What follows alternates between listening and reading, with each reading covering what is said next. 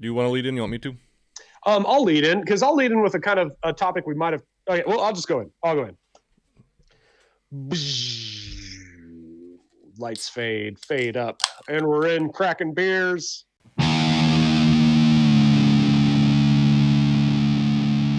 Hey, Mike. Hey. How you going? How you doing? How you going over there? Doing okay. Doing okay. Working a lot. That was my mix of how's it going and how you doing. But anyway, when I was in Australia some years ago, they would say, "How you going?" Really? Yeah. How you going? See, I was with it without even realizing it. There you go. Working a lot. Yeah, been busy. Or a lotly working. Just like working hard or hardly working? That's what I was going for, yeah. It's a deep joke. You gotta have to think. It's a thinker. It's a thinker, like all my jokes. That's the thing. If you don't get my joke, it's not that it's a bad joke. It's just that, you got to think about it. You don't understand it. You don't get it. Yeah. I'm there with you. All right, hey, everyone. Welcome to Fake Philosophers. We usually Mike and I jump on the video chat and we start chatting a little bit like, what are we going to talk about? Or that, because we don't plan this shit. We plan a night and a time, and that's about it. But we were like, what do you want to talk about? But anyway, this time we started video chatting and Mike just started recording right in, and we're like, you know what? Let's go with it. Well, so I just shared a video to you in our Instagram chat, and I want to briefly discuss that. So I think I'm assuming they did it. It was posted by Barstool Sports, and they're big enough to where I don't think they're reposting other people's shit. I'm assuming it's their people. Yeah. And they put forth the question of, in a Hunger Games style throwdown, who would win between the main four characters of The Office and Seinfeld? So Seinfeld's obviously Jerry, George, Elaine, and Kramer. And on The Office, they picked Michael Scott, Dwight Schrute, Jim, and Pam. A fair pick of the top four. Yeah, and so immediately I was like, in my head, before I even heard any more of their discussion, I was like, The Office takes it, Dwight. That's why he's the wild card. But and you said the same thing. I was like, thank you. And even in another group chat where it was posted, but I saw it, someone picked Seinfeld. No. And I remember even in that group chat, I kind of put myself forward as the resident expert because those are my top two favorite sitcoms of all time. Yeah.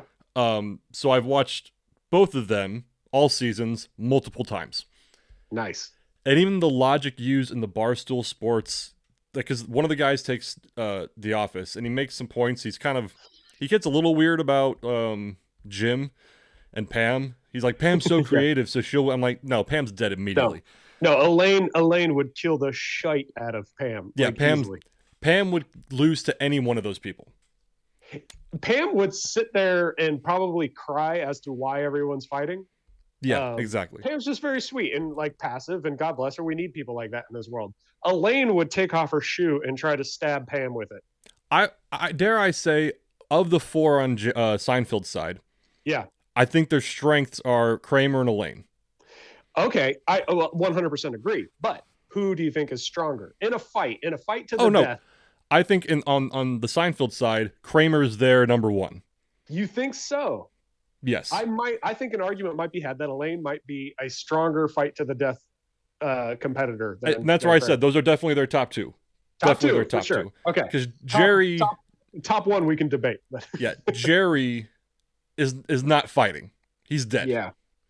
George will fight very poorly. George would probably hurt himself more than the other person. Yeah, George would fight very hard. Very hard. And scheme very hard, but he would fail.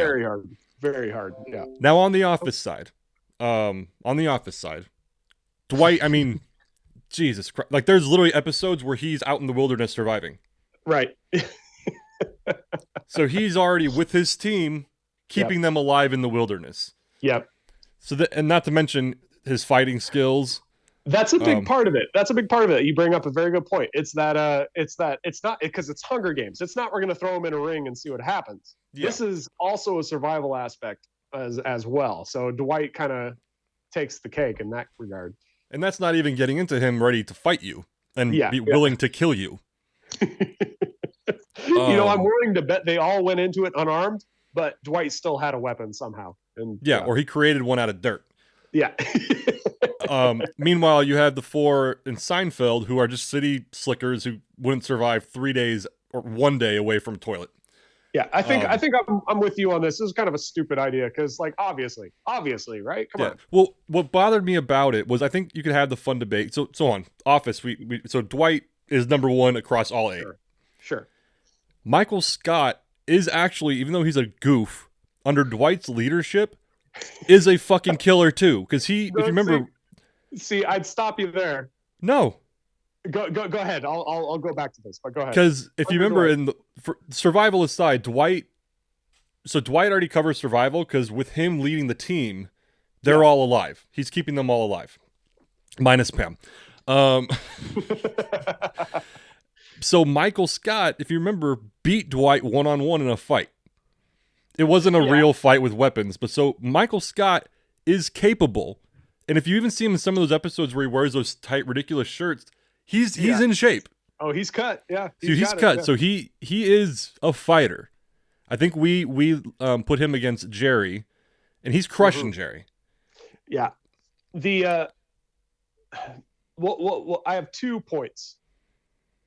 First one being Dwight leading. The scenario in which Michael would have to agree to let Dwight be the leader is already like destined. There's going to be some internal strife in that regard, which I think is hilarious. I did think of that as silly as this whole fucking thing is. I did think of that. There were episodes where that Michael, he doesn't say, "I'm no longer the manager. I'm still a leader." Right. But in this, for this project, this particular thing that's difficult and I can't do it, Dwight's taking the lead. Remember, he put Dwight in charge of benefits. He put Dwight. Remember that episode though? He's like, Dwight, I don't want to do this. But, you do it. Yeah, but I mean that's the thing. Because then you get into the minute Dwight starts saying that he's in charge is the minute Michael immediately retracts and says, "No, I'm in charge. I got this." And I think in this situation, Michael's smart enough. He's not smart, but he's smart enough to say this is Dwight's house. This is Dwight's. And he'll find a way without actually saying it, and Dwight will give that little nod to the camera or is like, "No, we know." Yeah, it's almost like in Lord of the Flies. You're familiar? I've read it a few times. I really like that one. I forgot all the names, but Ralphie, even though like Ralphie's the captain, is his name Ralphie? I think so, yeah. Yeah, and like Ralphie's the captain. Ralphie's his name is that now. Ralphie. The captain. I forgot what they call him. Like he's the guy in charge. He's the commander.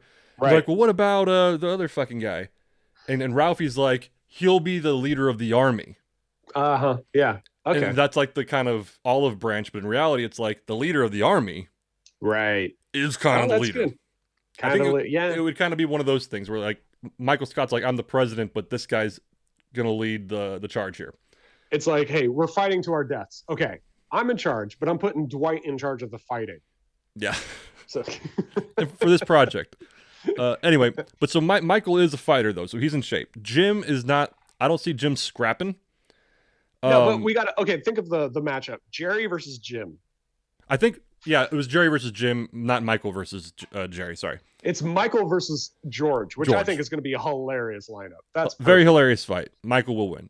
Jim Dwight versus Kramer. I can see Kramer buck ass naked, like covered in mud and body paint, with a spear in the forest, like hunting Dwight, and Dwight's like up in a tree, like Predator and shit. And like drops a rock on him or something. Yeah. And they have it out, and it'll be close, but Dwight will win. Dwight wins, and then it's that you would message it. There's that moment as soon as Dwight kills Kramer, it's just gonna be a tidal wave down. Exactly. Yeah. The minute he sees Michael fighting George, and let's be real, they're in a slapping fit. Like a hockey fight, but slapping instead. It's a scrap. Yeah, it's a scrap. And the minute Dwight kills Kramer, he's gonna be like, Michael, and run to help Michael, and then he'll crucify George, and then move on to the next one. Yep. But did you ever see? Side note: did you ever see MMA had this weird thing for a while? It was like 4-on-4. Did you ever see that? That was it was like team fighting. I saw that, but that's exactly what I was thinking of. As soon as one of them would win, they'd all gang up on the lesser one. Yeah. Yeah.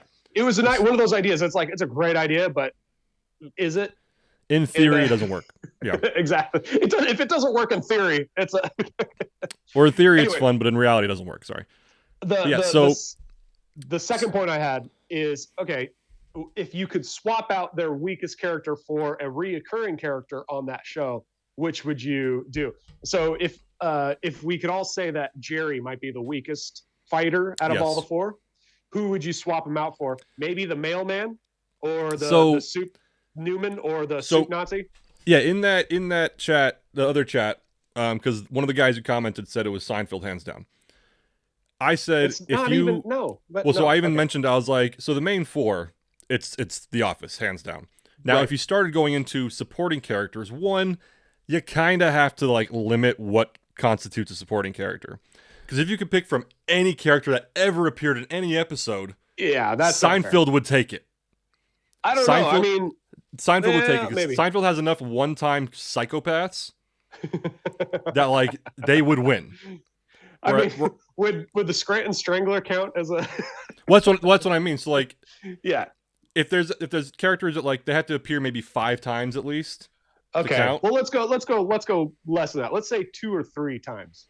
2 or 3 times. In the office, you would drop Pam easily. Yeah, bye Pam. I would drop Jim too, to be honest. Well, okay, so let's drop both because I think Michael and Dwight are keepers. Michael maybe, but Dwight definitely. Yeah. So immediate cast members, Creed's going in. Creed, maybe. He's kind of feeble though. I was going to say my first guess was Andy. Andy punched a wall. Andy will eat someone if he gets angry enough. He'll eat someone. I see. Okay, that's a fair pick. I would still say Creed. I think Creed is yeah. I think he's a wild card. I didn't even think about Creed. That's a good one. Yep. I think Daryl would be a good pick, except the surviving aspect of it. He'd be good if it's like a 12-hour fight, and then after that, he's done. Yeah. Dare I say Mose? Ooh, maybe, yeah. Especially in the episode where they're kind of welcoming Ryan into the sales force. Fight me on Fear. Yeah. Moses Fear. That's a good one. Yeah. But so on the Seinfeld side, they're supporting characters. Newman is a pick, but Newman, when it comes to actually scrapping, would be awful. Mm-hmm. Mm-hmm. And then I was trying to think like of other characters. Like you'd have George's dad would be pretty awesome. That would be entertaining, but he's dead. He's dead instantly. You know he's packing, man. He's got something, but. But like, if you do go to the Seinfeld one-offs, though, like, do you remember the guy that Elaine dated and he wanted to kill Jerry? Yeah. He like dressed up as a clown and went to the opera to like go fuck them up.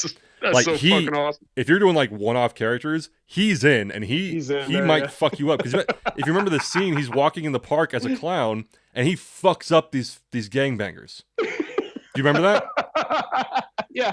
Yeah, so they like fuck with him and he just wrecks their shit. So he's actually someone who might be able to take on Dwight. So like that's where it's like if it's any character ever, Seinfeld would take it. But if it's the immediate supporting cast, The Office still has it. Yeah. And that was kind of Seinfeld's thing, is that these are truly just terrible people and they're not capable of actually physically dominating or even mentally dominating people. They're just so like underlier terrible people that they just succeed somehow. Same way, like a more fair lineup would be the cast of Always Sunny in Philadelphia versus someone in the comments brought that Seinfeld. up Because I've always believed since I watched Always Sunny, I believed it was quote unquote modern day Seinfeld. It's a Seinfeld for millennials. There's just terrible people that aren't mentally or physically dominant, but they're just terrible people and they somehow dominate in that way. But someone in the comments in that video actually did say they should throw Always Sunny in this. But so going back to Seinfeld though, so if we could pick any character in Seinfeld, I'm going the clown guy. I forgot his name. I know I'm more of a, I think I watch much more Seinfeld than you do. But did you watch? Do you recall the episode where Elaine was in charge of the publishing company and she accidentally promoted? I forgot the entire story, but she promoted this guy who was like a mail boy, who was like a Vietnam vet. It sounds Seinfeld, but I don't remember it. But so him, because he was a fucking crazy ass. The soup Nazi, of course. Yeah. Like he's throwing down. And then I forgot their names. It's 2 Puerto Rican guys who fuck with Kramer. I know it's only one pick, but do you know who I'm talking about? No. At one point, like he doesn't want to wear the ribbon in the march, and they're like, "Who's not wearing the ribbon?" Oh yeah. And they're like, "Fuck." I do remember that. Yeah. And then they fuck Kramer up. Yeah. Pretty much any of Kramer's run-ins are just these amazing people. That little person that Kramer often buddies with. Yeah. Well, I'm not picking him, but yeah. I don't know. I'd pick him over Jerry. Well, but I wanted to. So one more thing, and then we can move on. So the guys in the Barstool Sports videos, they kind of made even the guy who was arguing for The Office was kind of making weird arguments, but the guy arguing for Seinfeld, it pissed me off, and I wanted to be like, have you ever even watched Seinfeld? Because what he said was George is so conniving and devious that he has no talents, but he's always winning, and I was like, I can name only 2 or 3 episodes where George actually wins. Yeah, that's not George. He fails upward is his thing. If he succeeds, it's because he failed so bad he somehow, And even at the end of the day, like I said, there's 2 episodes that I could recall where he actually wins, and that's when he changes his philosophy to do the opposite of what he would normally do, and he ends up getting hired at the Yankees. There's that one. That one, and then the one where he keeps matching up sex with eating, and he somehow manages.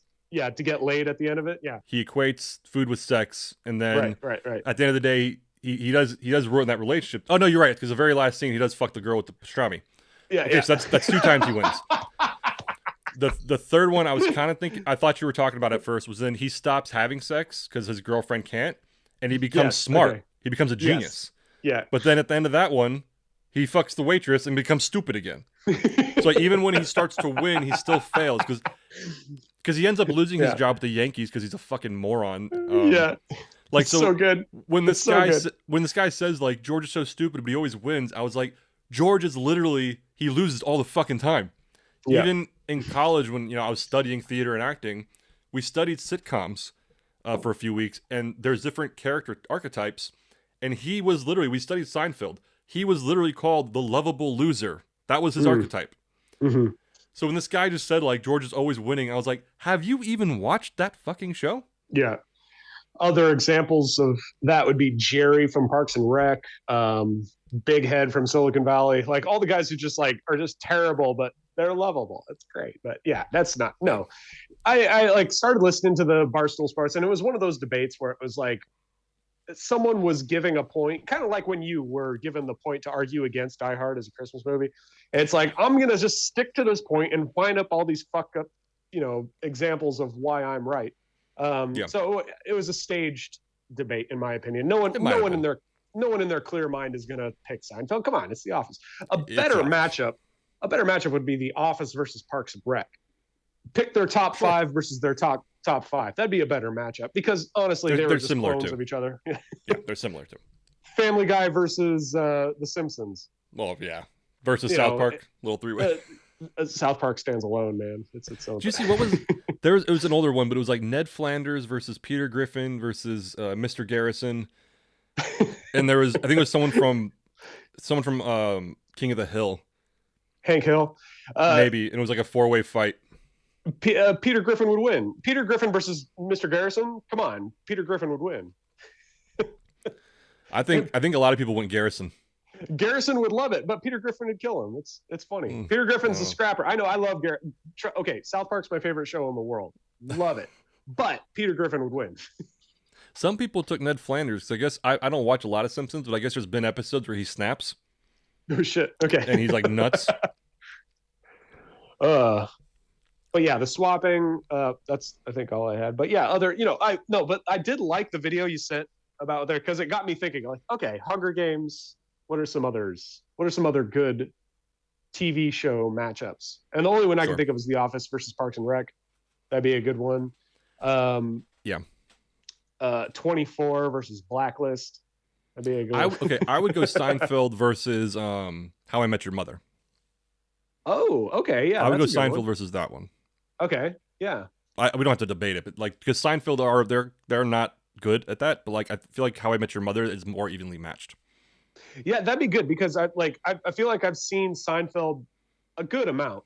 Mm-hmm. Not as much as I don't think I've seen every episode, but I've seen most episodes. Sure. How I Met Your Mother, I've seen one or two episodes, and that's it. So I don't. That's fair. I fucking hate that show. How I Met Your Mother versus Big Bang Theory. Put those two fucked up shows together. They're such cookie cutter Jimmy Fallon bullshit comedy shows. I don't care.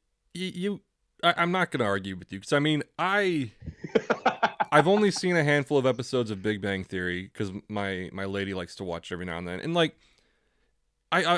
You said Jimmy Fallon, and I'm not a fan of his either, but I call him like the Friends sitcoms. Yes, like exactly. Friends isn't bad, but it wasn't this legendary show that people make it out to be. Like they hit moments. It's fucking formula is all it is, and that's all Jimmy Fallon. I love Jimmy Fallon. He's one of my top 10 celebrities. Like I love him, not top 10, but he's an amazing person.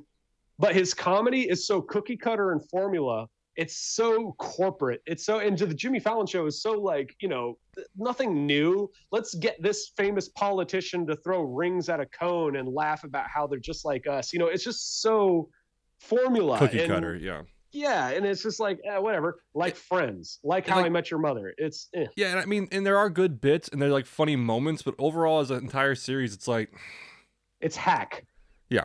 Hack. How I Met Your Mother, everyone claims is I'm gonna come down on it. Like Friends, I put them in the same boat as Friends. How I Met Your Mother, because it's archetypes that have been done, thrown together in a early 2000s style, and it's just the same shit. It's hack. Sorry. Well, I think kind of like Friends too for a different generation. I think the appeal of How I Met Your Mother was kind of like the majority of people who liked that show were people like in their either teens or 20s. Who could relate to this group of friends trying to start their professional lives, and they still are going to drink together. Two of them are having a relationship, so I think it was relatable. So in that moment, you're like, oh, this is really good. But then when you go back and watch it again, you're like, okay, this is kind of funny, but like not as good as it really I thought it was. Exactly. See, I feel that way when I watch Workaholics. Early 20s, college dropout, as these kids were coincidentally living in Rancho Cucamonga, but it was hilarious. And I the first time I watched Workaholics, I was with my roommate, Josh, at the time. And I was like, this is it. This is me. This is hilarious. Now, watch Workaholics compared to Always Sunny in Philadelphia or Freaks and Geeks or any other, show about early 20s, dropouts. That 70s show even. It's the same shit. It's the same shit, just applied to a certain generation. And I fell right in the line. So I cannot hate How I Met Your Mother fans or Friends fans. I just don't like it. Well, I just don't think it stands up because, like, granted, I might be biased, but like Seinfeld, to at least because I know Seinfeld does have a specific kind of humor. So if you don't like that kind of humor, you might not like the show. But to people who like that humor, but it lasts. It's a lasting show. People still watch it. The Office. Now, I would say the same about The Office. Yeah, that same kind of humor that some people, because I have friends that just cannot do The Office. And they've given it honest tries, but they just don't like it. But it's a certain kind of humor. Now we'll see if it stands. I think it does. I'm in office groups on Facebook that people are still creating new memes about it.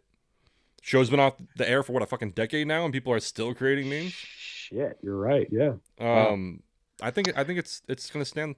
I mean, obviously not 30 years from now, but a show I'm rewatching right now is Frasier. Okay. Frasier. Aired during the 90s at the same time as Seinfeld, really. Spin-off of Cheers. I would argue that's one that kind of stands as well. If you can get past the 90s era Suits, it's got a style of humor that is just pretty freaking timeless. Because I haven't watched Frasier in a long time, but I think I would still enjoy it. I would watch it. And for you, Mike, being a creative, I would recommend this because this is what I went through when I first time I watched it. The show is built because what's his name? Kelsey Grammer was very much a theater star before he went. Well, I don't know if he was before, but he's as well as a film and TV star. He's very much a theater star. Watch Frasier and picture it like a play, like you're watching a 30-minute play. Try it out. It's fucking amazing. Every time I watch Frasier, I'm going to say it on this podcast and someone's going to steal my idea and do it before me. I'm going to be very bitter, but I'm unambitious. So what are you going to do? I want to open the theater company where every month they do an episode of Frasier. Huh. So every month they do like 2 or 3 weeks of showing of an episode of Frasier. And then as it progresses every month or every 2 months or whatever, and they do a live version of Frasier. I thought it'd be fucking hilarious. So go back. It's on Hulu. Watch Frasier. Yeah, it's pretty good. Well, and what's kind of cool about that, and there's other sitcoms that are similar, is like Frasier, when you think about Kelsey Grammer, and there's other actors like this too, you don't think superstar. You literally think actor. Dare I say, actor. Actor. For instance, Bryan Cranston is one of these guys. Yeah. Daniel Day-Lewis. Yeah. Big time. To an extent. But guys, because I'm not sure about Daniel Day-Lewis if he did theater, but people who came up like doing live theater and they act in movies, but they do the live theater is their shit. William H. Macy, I would say, is that category. Oh yeah, big time. Guys who and girls who transcend stardom and fame and go into the art of it, the truly artistic and the craft of it. But who was the guy? He directed Thor, but he did a lot of Shakespeare, and I'm blanking on his fucking name. He was in Taika Waititi. No, the first one. He was in Valkyrie. British guy. Shit. Yeah. He puts the grenade to his chin. Kenneth Branagh? Branagh. Yeah. Branagh. Kenneth Branagh. Yeah. He's one of those guys. Yes. Good example. Yeah. He's playing Poirot in the new movies now, you know. But like to where they're not like huge A-list stars, but like when they're acting, they're fucking acting. Yeah. No, there's a few of those, and I'm you've named all the ones I can think of, but sure. Yeah. Guys who get the art of it and transcend. And yeah, Kelsey Grammer is one of those. I remember watching Frasier one night with my wife. We're watching an episode of Frasier. I looked up the show Frasier because I was like, okay, Kelsey Grammer must have won a Grammy or something for this, right? And I go on Kelsey Grammer Wikipedia page. Turns out he has a separate Wikipedia page just for his awards and shit he's accomplished. So the dude's amazing. But he is 100% one of these underrated people. I would say he's accurately rated. I think he's good, but I think he's because he's one of these guys like who like doing that show. I mean, granted, fucking Frasier, like you make sense. Like, oh, that guy's a Shakespearean actor. You're like, oh yeah, it's Frasier. That makes sense. But like you see him do other things like dramas that are not funny. He was in Expendables. So yeah, he was an X-Men. Yeah, that's right.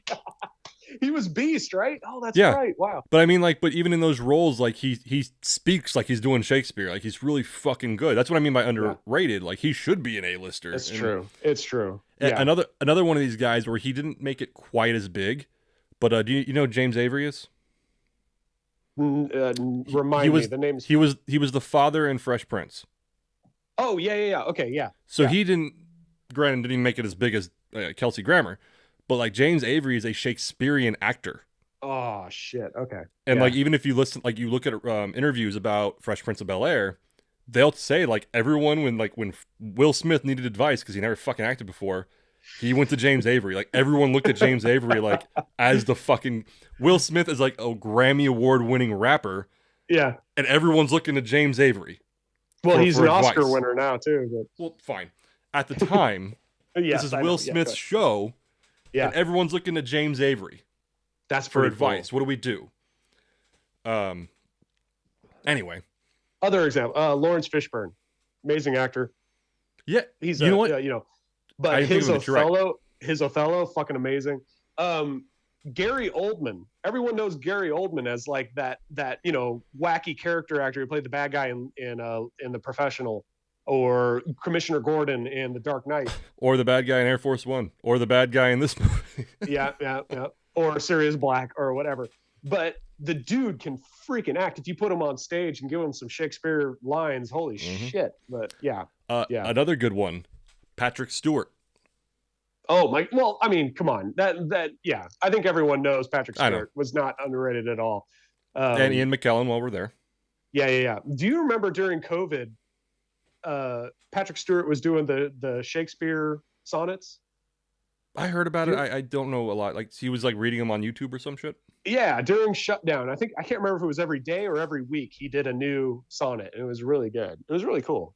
He's amazing. But... I might have said this before. I still think it's a great fucking story. So Patrick Stewart, big Shakespearean actor, obviously.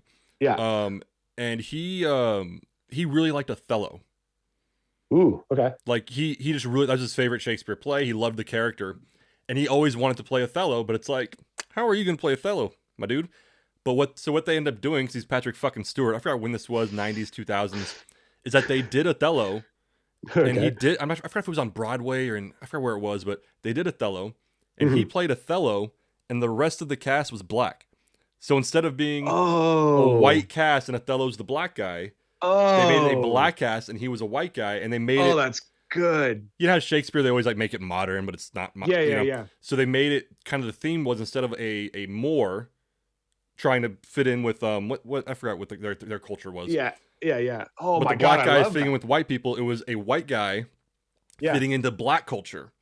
Yeah. And so I remember like reading this in a book, and I was like, I would have loved to fucking watch that. I would have paid a lot of money to see that. That'd be good. Finally, a win for the white guy, you know? Finally, the white guys are coming up. Yeah, you know, to see the white guy get to do something the black guys get to do, you know, finally. It's been so long. It's been a while, you know, finally. Anyway. Well, you know, that's our intro to the episode. Do we have any topics we want to talk about? I want to do a quick shout out, whatever you want to call it. As constant listeners to the show, I recently was married 2 months ago, almost to the day. Recently, 2 months ago. Yeah, recently 2 months ago, depending. Recently is a subjective term. You've got it all figured out, man. Well, no, so I was reminded this last week, because it was cool at the time. I don't think I told you about this, Mitch. Leading up to the wedding, because if you remember when everyone was eating, there was like piano music playing. Yeah. So there were some songs that I was like, they don't have like piano versions of this. So I was like looking online for some version, and I found Everlong by Foo Fighters. Oh, okay. I found a piano version of this that some YouTuber created, and it was really good. So I downloaded it without permission.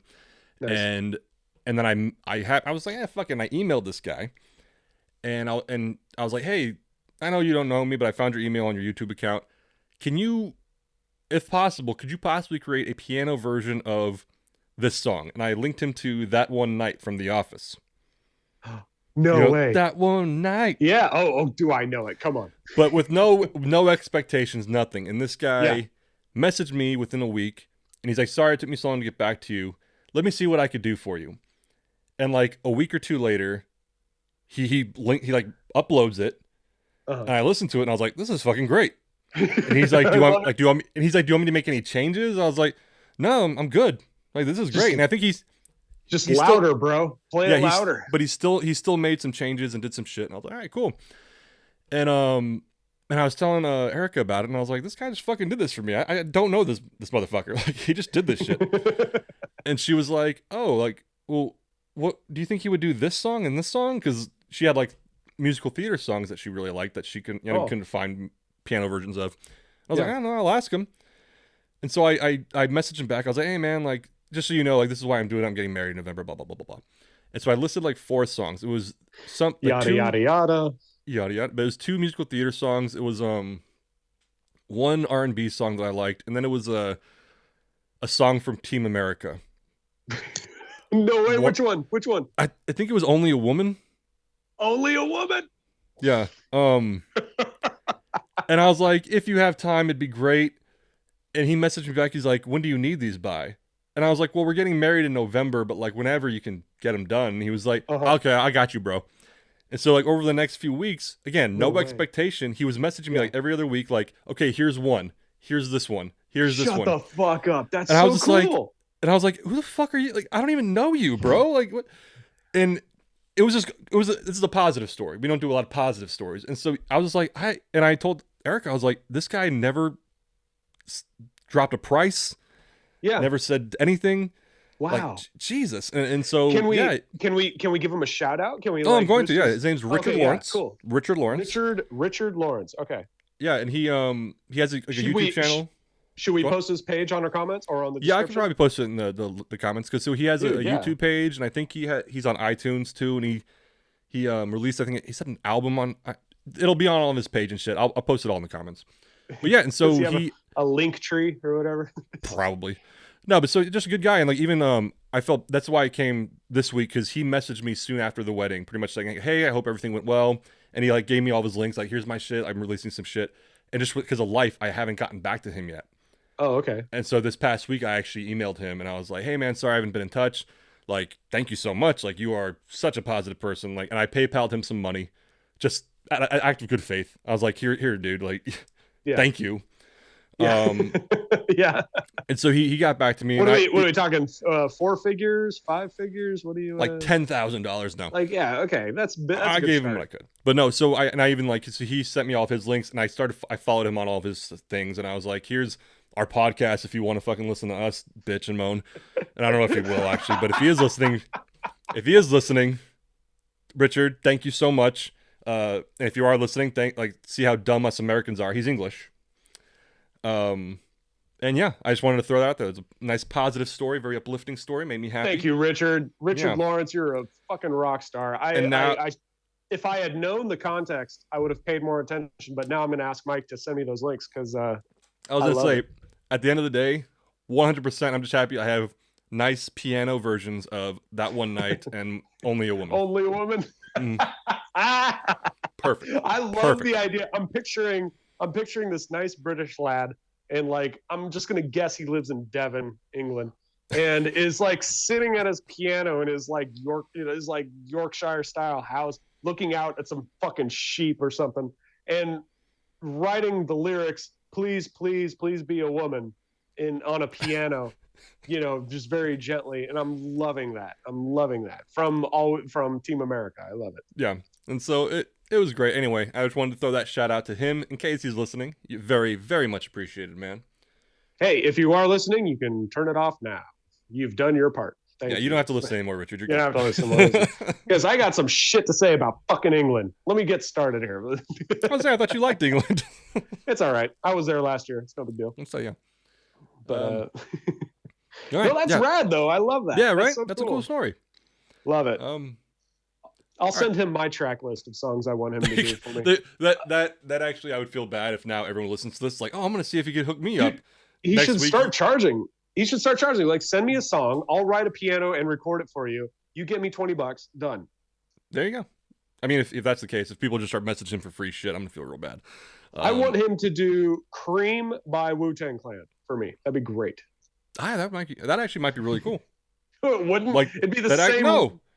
Well, yeah, okay, yeah, because it is kind of that same like. Yeah, it'd be the same thing. Okay. The 15-second track for like 3 minutes. I was literally just thinking about that 15 seconds, and I was like, oh, that'd be dope. But yeah, you're right. Like 2 minutes of just that.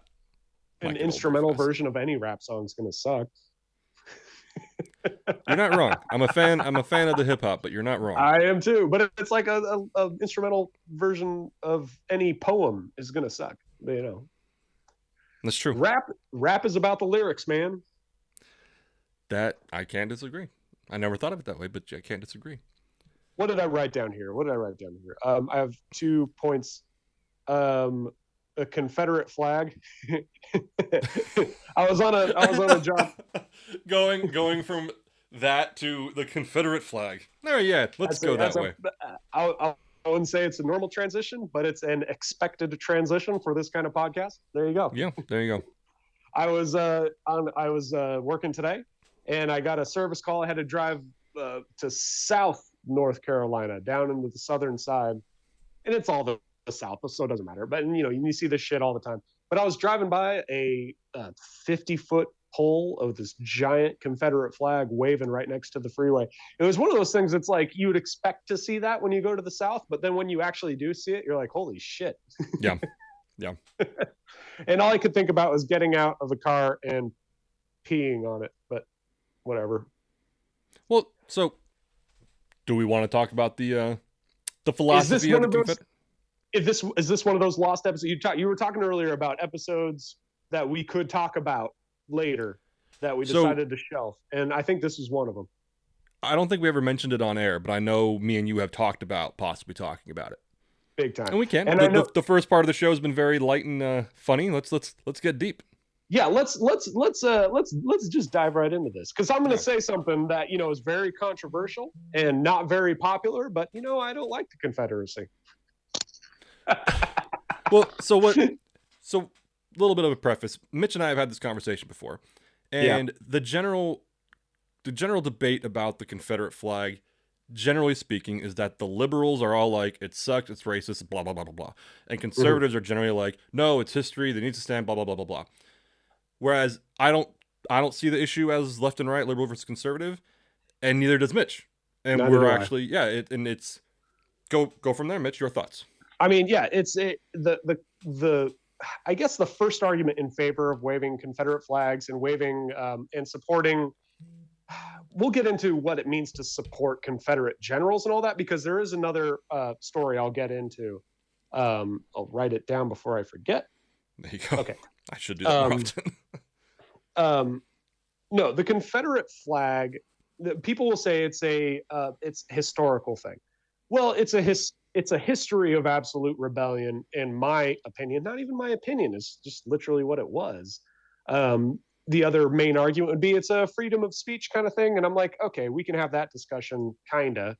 In the same light, we can have the freedom of speech for the Third Reich or whatever. But yeah.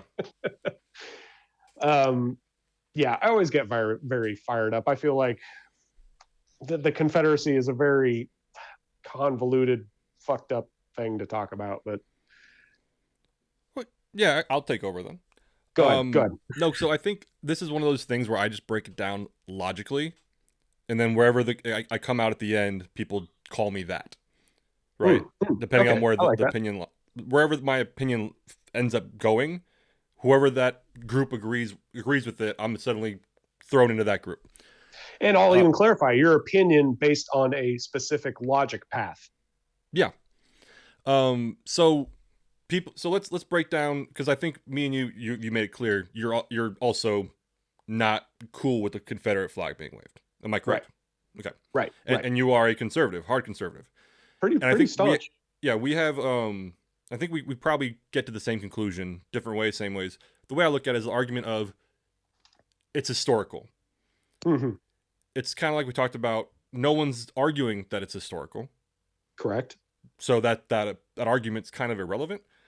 And excuse me. And so that flag. Well, first of all, we do know that's not actually the flag that was like the Confederate flag. It was a battle flag that some regiment flew. But anyway, just so we throw that out there. But so that flag, like, it existed. So rewind. Sorry. I hear what you're saying. Because this also goes back to why the Confederacy existed. Now, I'm gonna sound pretty libtarded right now. It was fucking slavery. It was fucking slavery. It was fucking slavery. That's at its root is what it was. Yeah, it was in the Articles of Secession. Mm-hmm. Why they were leaving, because they wanted to preserve their right to slavery. Mm-hmm. When you say it wasn't about slavery, it was about states' rights. State rights to what? Mm-hmm. Slavery. 100%. Exactly. And that's where you get into. We should preface all this with a base difference of view at its roots. And that is, I can see the state's difference in the state's opinion, because we can get into the same kind of thing about abortion and the state's rights to what exactly.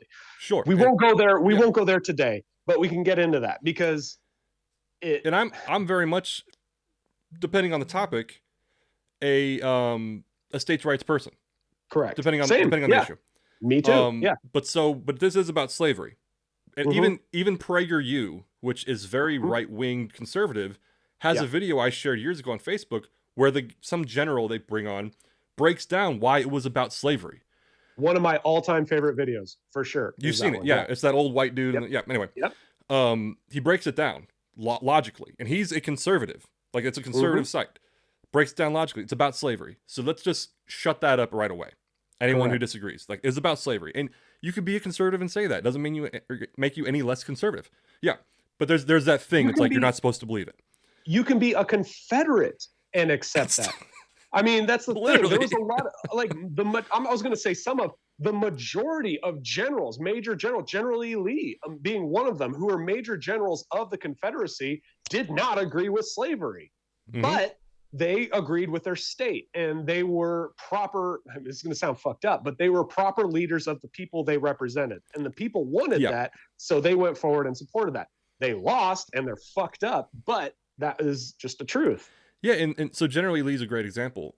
I think the man should be studied, because as you just said, General E. Lee did not like slavery. He's quoted as saying that he thinks it's horrible. But at the time, now it's much different. At the time, like, it was about your state. That was your home. That was your family. So he was like, I'm going to fight with the Confederacy because those are my family. So he shouldn't be celebrated for that, but he should be studied. That's the difference. That was one of the main notes I wrote down, is history versus idolatry. Exactly. The difference between acknowledging history, and that's another subject we'll get into in a little bit, about the difference between, yes, this happened, versus let's have a statue for them. But we'll get into that. 100%. 100%. And so we laid that out. It is about slavery. So the Confederate flag only existed because of the Confederacy, and was flown in battle fighting a war to preserve the state of slavery. So does that make this piece of cloth waving inherently racist? No, because a flag can't literally have racist views. It's not conscious. Correct, yeah. But there's a connotation to waving that flag. So if I was a young black man and someone was waving that flag, I'd have an opinion about it. Even if, because there's people I know who like support keeping if people want to have the Confederate flag, and fine. And they're not racist people. They just are like, it's history, whatever. And I think they're misled. Because I'll use this as an example. My mom, we've had this conversation. She grew up in Alabama. She was a boomer who grew up in Alabama. And we've had this discussion where she's like, growing up, like we thought that flag just represented Dixie, the heart of Dixie, the South. It was just a Southern flag. And me and her have had a lot of great discussions. And I was like, yeah, but think about a young black man who went to your high school, grew up with you, who sees that in a different light. Who looks at that flag and remembers why it exists. And then if you even go back through history, the mass points when Confederate flags are hoisted up and Confederate memorials are built are in times where there's massive progress. That's not a coincidence. Correct. Yeah. And so, like you just said, we should get to it. The Confederate flag, in my opinion, if you want to fly one on your private property, that's your right. But for a government building to fly it, yeah, no, that's yeah. No, I mean, I'll always say, if you want to wave, what you want on your private land, 100%. Government, that's completely different. And I know I sound like a bit of a hypocrite because I'll have a very different stance when it comes to religious things like the Ten Commandments and things like that. But that's another debate. Different discussion. I'll put it in the lost topics.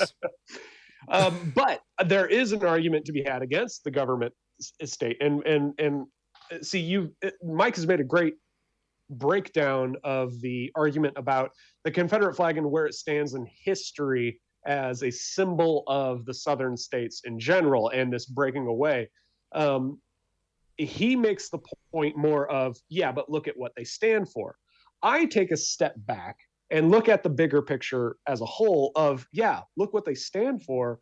They are, as a whole, rebelling against the United States. In actuality, they are declaring war against the United States. So to be an American, the Confederacy is really just a rebellion that broke away and tried to fight against it. All the same conservatives that rave about the Confederacy and, the South will rise again, and they were rebels because they didn't want to be tyrants. They compare it to the Revolutionary War in 76 and all that. Well, think about this. What if California one day seceded and decided to be its own state? Granted, I don't think America would fight to keep it, but if there was a war to keep California in line, do you think all these Southern folks would be fighting on California's side? Fuck no. But it's that same kind of thing. And you brought it up too. So the Revolutionary War.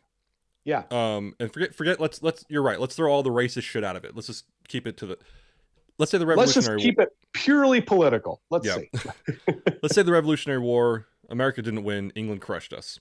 Right. You think they're going to let us fly that flag? Fuck no. Are you kidding? Of course not.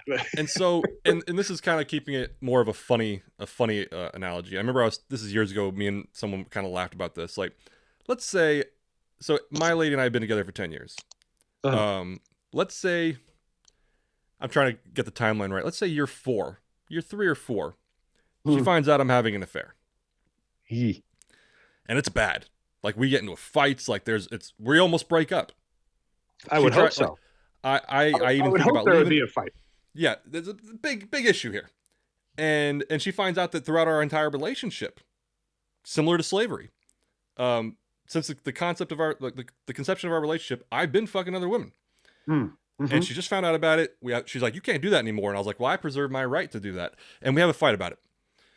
And so I finally agree. You know what? Fine. I will stop sleeping with other women, and I'm back in this relationship 100%. And she's like, cool. And I'm like, but I'm going to keep her panties in the closet. A better analogy would be, I'm going to keep posting pictures of these hot women I like. Or whichever one. I think the one me and this guy kind of laughed about was the panties. And that is funny. So then every time that me and her get into a little squabble, a little fight, I take him out and hang him on the dresser. Oh my God. And she's like, what the fuck are you doing? I was like, what? She's like, why are you doing that? Do you not remember why you have those? I'm like, yeah, it's part of our history, babe. Oh my God. This is part of our relationship history. This is a big moment that defined our relationship. That's why I kept it. That's why I'm hanging them up. Babe, this is a big part of who I am. This is part of what shaped me, and my culture is us. Is this. Yeah. So, yeah. This is a big part of our relationship. And when she's like, take it down, this is insane. I'm like, no. Well, all right. Can you at least this is history. We need to preserve it. And she says, I'm going to remember that. I remember what happened. I don't need it put out there. All right. How about this, Mike? If you at least keep the panties in your drawer, just keep the panties in your drawer. My personal drawer. And Mike's like, no, I'm hanging it on the fucking Christmas tree. I don't give a shit. It's covering the star. It's my right. It's a silly thing. It's funny, but like, that's kind of the way you can look at it. It's like, yeah, it's a part of history. And as you said, you don't need to celebrate history. Right. Yeah. Or celebrate parts of it. Yeah. That difference between acknowledging that it happened, acknowledging even a culture of it. If they want to keep a culture of it, that's fine. And that's something we can discuss, about, a kind of fucked up culture, but okay, we tried to rebel and it didn't work out. Turns out we like federal roads and the military and stuff like that. Turns out our military wasn't as good as theirs, so we'll go ahead and keep theirs. But whatever.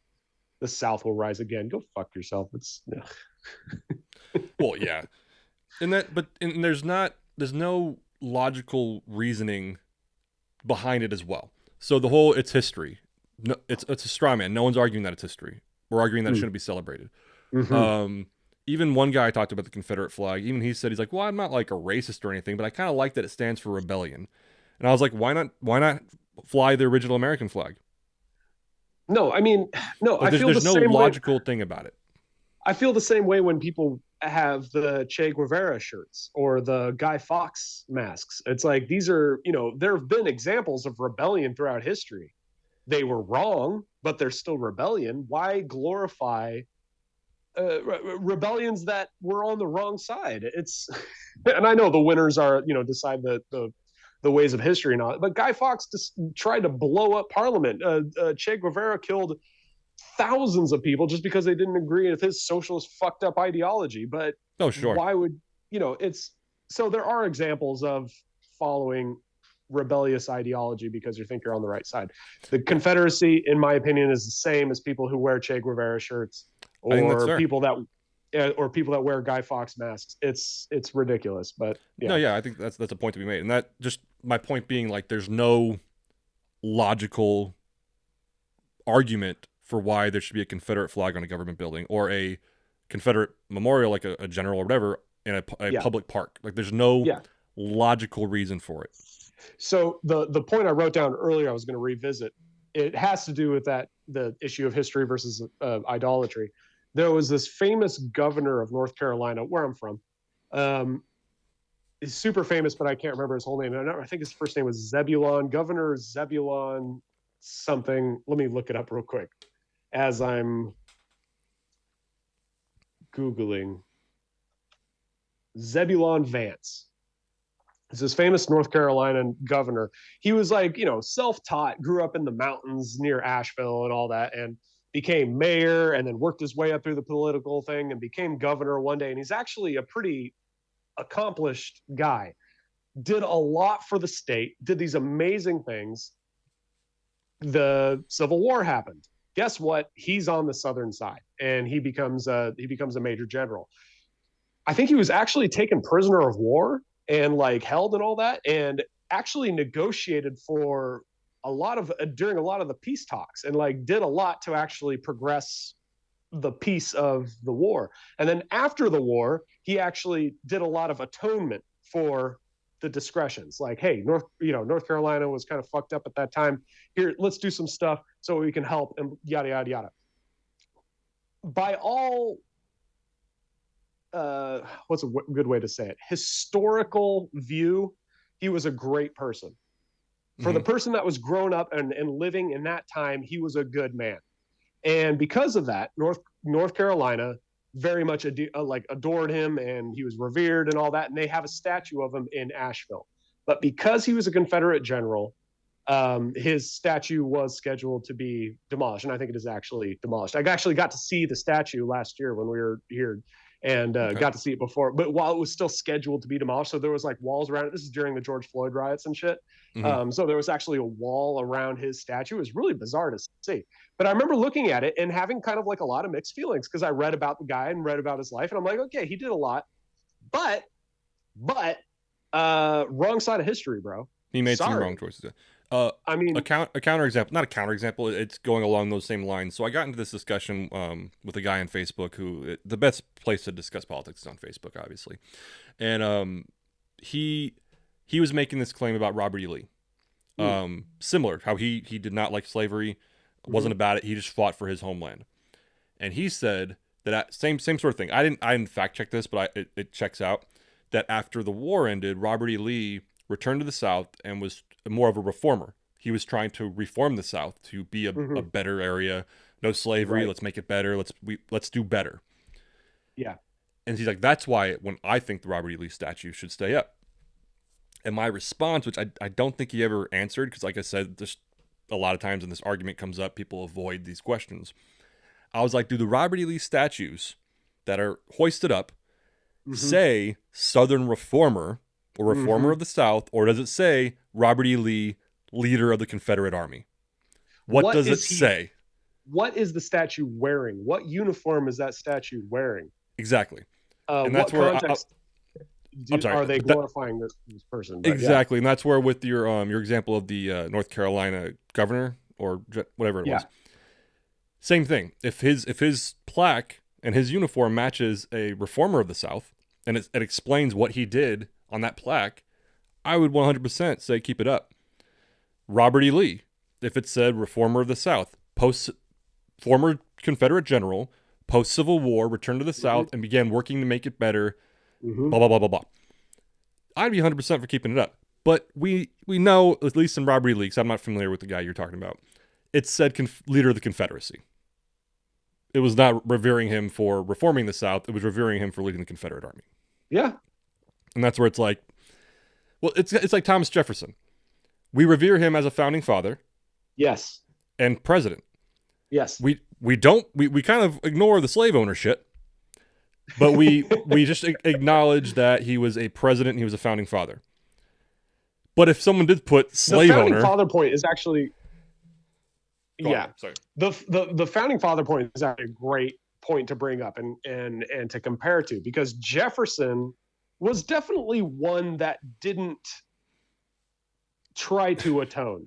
This motherfucker owned slaves, and he died so horribly in debt. He wrote in his will, he's like, look, when I die, I want all my slaves to be free and, live the thing. He was so in debt, they were like, we can't let your slaves go, dude. I'm sorry.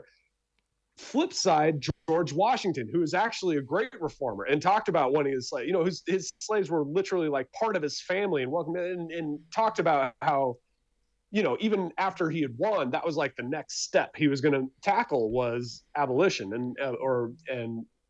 But anyway, there's nothing wrong with people in history that were at one time on the wrong side of history and then atoned and realized the error of their ways.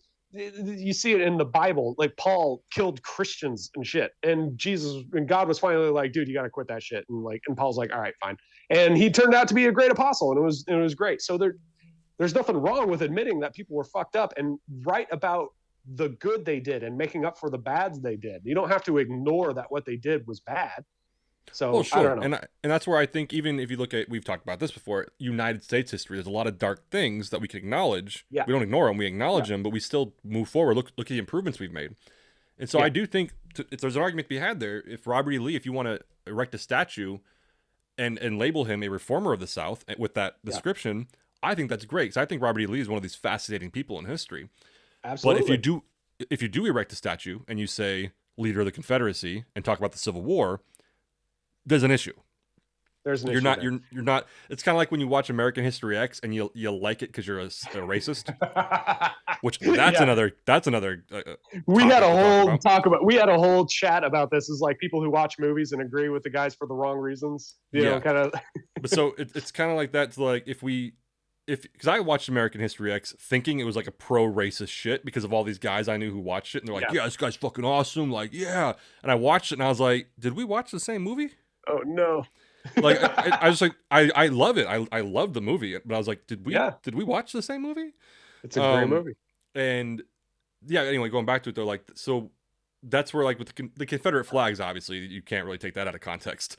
But just anyway. So there was another, like, going back to the general discussion of it, and I have a feeling this is a point we'll touch on little by little, more and more, but another just general discussion thing. And I find it one of the more ironic points about the argument about the Confederacy and the Union.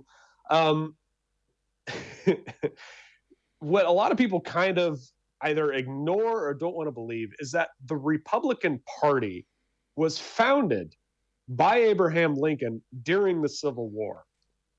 The Republican Party was founded on abolishing slaves.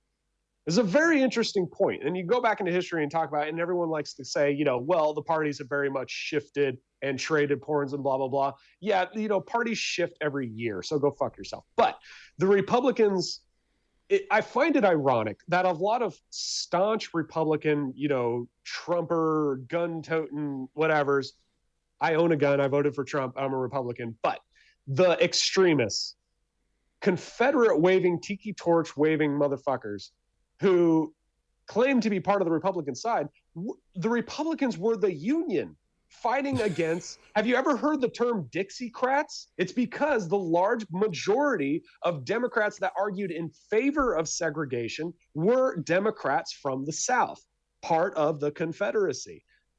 It's just I mean, I'm sorry, but that's just part of history, and that's just how it was. So I find it very ironic that Republicans think they align with the Confederacy.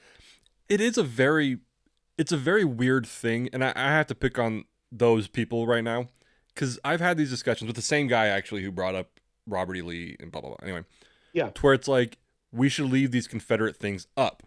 We should leave them up.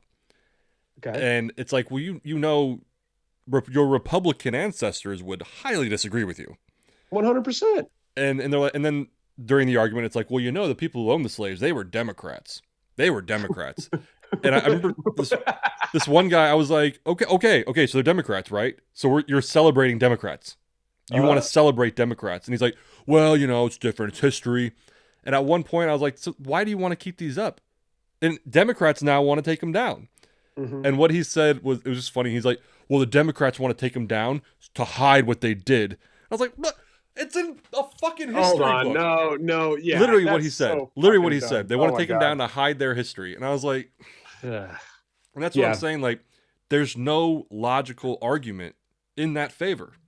And it's just, it's funny to me. No, it blows my mind. And it's one of those, like, I go back to people when they say, you know, it's very undemocratic. And I say, well, look, my political philosophy is very anti-democratic, democracy, pure democracy. If anyone wants to argue that a pure democracy is good, I 100% disagree. There's that term of tyranny of the majority. I don't think that the 1 million people in LA should decide how the 1,000 people in Wyoming live. That's why we have a republic or a democratic republic. There's a very big difference. And I believe that's one of the core values that came out of the Civil War, is that, all right, although the people down south might have had the majority opinion that they wanted slaves, that doesn't make it right. That is kind of a tyranny of the majority down there. We need a proper republic, or Republicans who agree with that, to say, no, this isn't right. We need to stand against this. and kind of tell the majority that no, this is wrong. And if the majority truly was correct, I think they would have won, but they didn't. So yeah, is it backwards? Maybe, but no, I've never heard that take before. I think that's interesting. But yeah, just my opinion about even if you take the racist aspect out of it, yeah, you're still flying a flag that was flown by let's just say what it is, a traitor country. Correct. Yeah, that's what I always fall back on. Is take the racism completely out of it. Let's say the Confederates are completely right. It had nothing to do with slavery, and this was about tyranny of the rich Yankees trying to tell how the South how to live. Okay, we can go there, and we can still have the argument because I still believe is 100%, like you said, a rebellion, a treason. It's people saying, no, fuck you, we're going to go do our own thing. And we're like, no, sorry, we need your agriculture, so you're not going anywhere. but at the end of the day, it is because you can even discuss like that, keeping the slavery out of it. But at the end of the day, it is a traitor nation. You're flying the flag of a traitorous nation. Yes. And that's where, again, going back to it, because I always go back to it, there's no logical response to that. Yeah. You could argue all you want. It's not racist, it's not slavery, it's not this, blah, blah, blah, but it's like, it's still a traitor country. Correct. That went rogue. And which is brilliant because what if we lost in 1781 or 1786, sorry, and 86, 81. Fuck, 18. I forgot. 18. 17, whatever, when we won the Revolutionary War. What if we lost? What if we lost and England had maintained colonies and United States of America was actually just Canada and exactly the same as Canada? Pretty and much, what, yeah. Canada got its independence in what, like the 1990s or whatever, or the 70s, whatever. Officially, like, yeah. Recently they got their independence or whatever. So would have America been that much different? Not really, but there'd be a very different tune to flying the flag. And I don't know, it's interesting. As a patriot, I'm speaking for myself, as a patriot, would I be singing the same tune if the Revolutionary War had ended differently? And that's actually a pretty interesting point. I never really thought about. It would be a completely different culture we live in right now. Maybe not completely different, but it would be a different culture. I remember me and Mike, I guess you call him my creative partner, we actually threw around some ideas of like a story if the Brits did win and what that would entail and how it would have changed American history to now. Yeah. We started thinking of some story ideas. And so, no, it's very interesting, but they wouldn't have let us fly that first American flag with the circle of stars. 100%. That would be gone. Yeah. Half of America would probably be France and shit. It's, it'd be very different. Germany, it's illegal to fly a Nazi flag. Yeah. Now, I'm not saying that we should make it illegal to fly the Confederate flag on your yard, but I think in Germany it's illegal to fly the Nazi flag because they're just like, we don't want that. Yeah. I mean, that's it. No, am I comparing the Confederacy to the Third Reich? No. Did I make that comparison earlier? Yeah, but it's not the same thing. It's not the same thing, but it's the closest analogy you can make. My fucking cats are hitting the door back there. Sorry, but anyway, that's why I kept looking back because my cats are going crazy about it. To clarify, I made a point earlier about your First Amendment right to wave a Nazi flag. You have every right to do that. You also have every right to the consequences that follow. You also have a First Amendment right to fly a Confederate flag. I still hold the right to think that you're a treasonous traitor that is very anti-American. Yeah, that's what we'll end on this point because we're going a little long. Yeah. That's perfect. What maybe irony is the correct word. Yeah. What's so weird about it is like, yeah, these people are very much like patriot, super American, dare I say, MAGA. Yes. 3 American flags on my truck, blah, blah, blah. What in my opinion, the most unpatriotic thing you could do is fly the Confederate flag. Waving an un-American flag. It is literally the antithesis of America. They literally said, we are not America. Fuck you. To piggyback on that, it's the antithesis of freedom. Fucking fuck. Yeah. No, bro. I have the freedom to own people. Like, what? Like it literally, no, it's once I start, because like for a while I'm not getting into it, but like once I started taking philosophy classes, I'm sorry, I get heated about it. You're fine. But like once in college and stuff, I started taking like philosophical classes, critical thinking classes, and then using those tools to come back to this argument. I'm just like, I'm repeating myself, but like as pro America, pro freedom, pro patriot, like all this go America, yeah. Why would you want to fly that flag? It really is a weird No sense. thing. No sense to me at all. And like, honestly, okay, I don't want to be completely closed-minded to it. I love giving benefit of the doubt. I love playing devil's advocate. I'm the same way. So if I'm missing something, someone please come educate me, because I want to know if I'm wrong here. But this flying a Confederate flag to me seems extremely un-American. It doesn't even seem un-American. It is un-American. It is it is a symbol of a group of states that literally rebelled and wanted to be anti-American, be something else. So someone please like come leave your comments. If someone wants to make an argument, I mean, truly, I mean, we will not gang up on you. This will be a safe place. We will 100% debate respectfully and honestly with anyone who wants to come on and have this conversation, because it fascinates 100%. Me. It truly fascinates me, because I feel like we are very similar, but disagree on a core value thing, which blows my mind. So yeah. And let's just end it there. Let's end it there. Hey, good talk, man. Good talk. I had this image flash before my eyes that like this is the episode that takes off because of that topic, and poor Richard Laurence is like, how do I get wrapped up in this? How did this British guy who's from Devon, he's not even from Devon, I'm just assuming he's from Devon, is like wrapped up into a Confederate discussion. But yeah, no, I mean, I know we're taking a very different brave stance to say the Confederacy is wrong, but anyway, in some circles, I mean, in some circles, I'm in the wrong state to be having this conversation, I guess. You might want to keep your voice down, actually. Fuck them. All right. All right, man.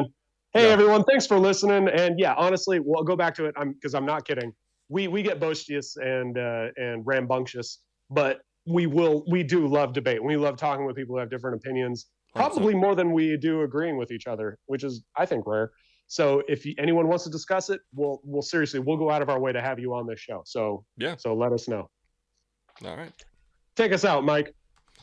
I think you said it. A lot of strong opinions tonight. So if you do disagree, comment. You can reach out to us. We would, like Mitch said, we wouldn't mind having you on the show. It might be interesting bringing some fresh blood on. And yeah, that's all. Thanks for listening. And I don't know where I was going with that, but yeah, thank you. Goodbye. Cheers, guys. Have a good one.